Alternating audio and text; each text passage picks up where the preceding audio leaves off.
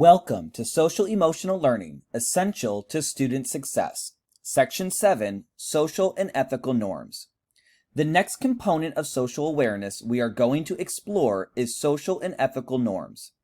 This involves being aware of and respecting social and ethical norms to promote social awareness of the social structures within which we tend to operate. Please locate page 136, Social and Ethical Norms. While we want to empower and celebrate the individual, we also want our students to realize that they are individuals within a community and a social structure in which they have to operate. Let's take a look at the social and ethical norms that provide the social structure within a community.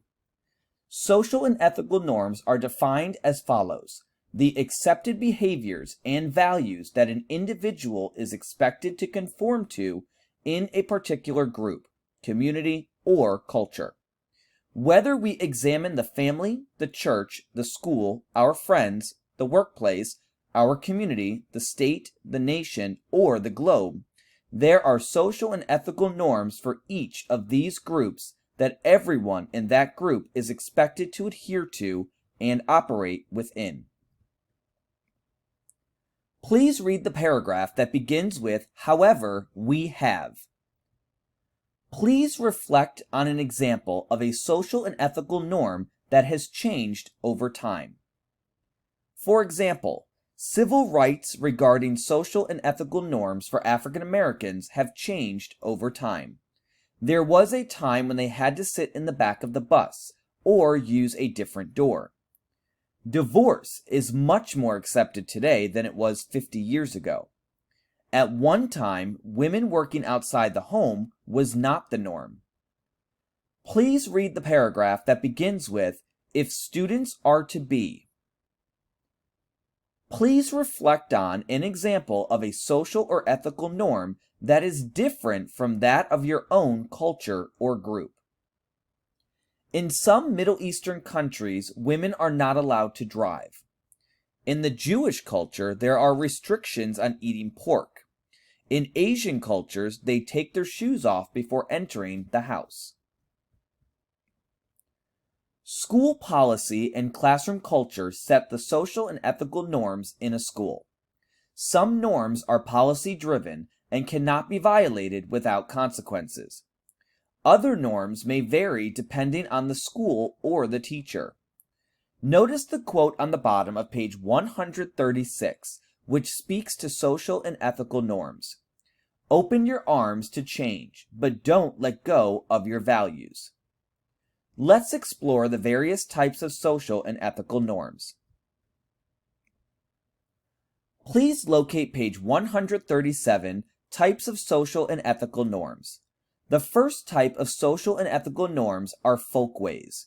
Folkways are behaviors that are learned and shared by a social group, often referred to as customs or etiquette, that are important for social appropriateness. For example, elevator etiquette is an example of a folkway. We stand facing the door, let people exit the elevator before other people enter the elevator. In Egypt, men exit the elevator before women. We also have norms concerning appropriate dress for different occasions.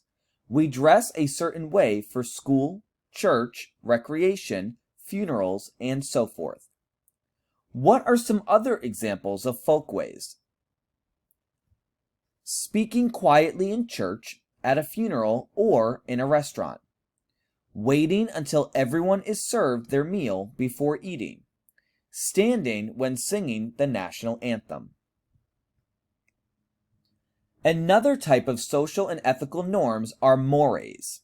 Mores are norms of morality, or right and wrong, usually established by religion, and offensive to that culture if you violate them. Sometimes a mores violation can also be illegal, but other times it can just be offensive. For example, cheating and stealing are considered offensive. Extreme violations of these can also be illegal. Our religion tends to establish a lot of our mores. What are some other examples of mores? Vandalism, divorce in the Catholic Church, addictive gambling, drinking, or drug use.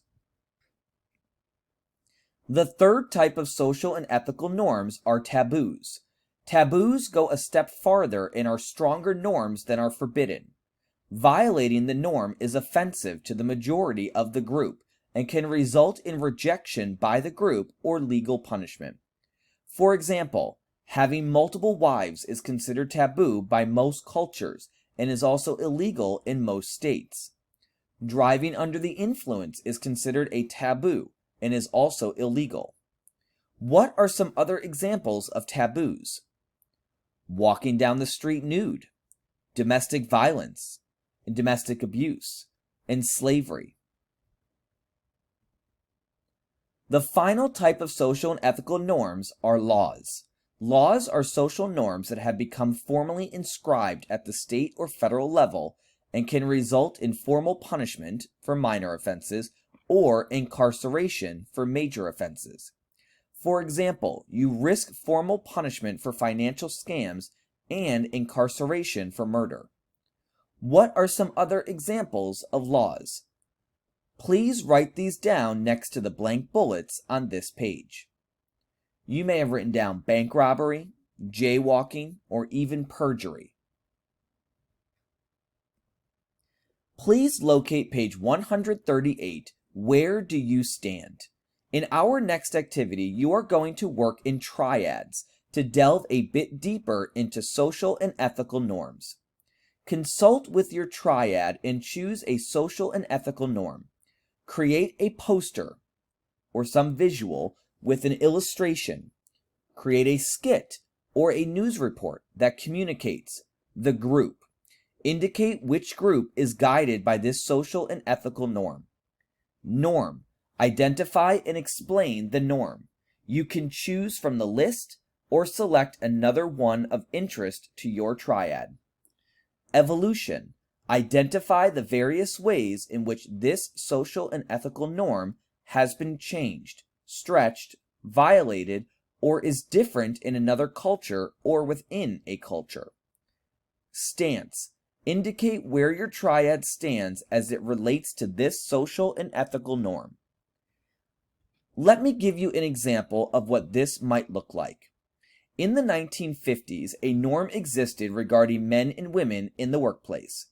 Certain occupations were considered female-only jobs: airline stewardess, secretary, nurse, or male-only jobs, doctor or lawyer. More women began to enter the workforce. However, men generally earned twice as much as women, and women were viewed as supplemental workers only. Currently, in the United States, men and women can choose any occupation they want. Equal pay for equal jobs is more common, but some discrepancies still exist, and women are leaders of corporations, not just supplemental workers. These norms are different in different countries and cultures. A stance might be that there should be equal pay for equal jobs, and any occupation should be available to both men and women. Please go to Canvas, Modules, Section 7, Where Do You Stand?, where you will find your group members and an editable document to create your presentation. Notice the quote on the bottom of page 138. People are going to behave however the social norms permit, and beyond that. Please return to Canvas, Modules, Section 7, Where Do You Stand?, and review the presentations in order. How do you plan on discussing social and ethical norms with the students in your classroom?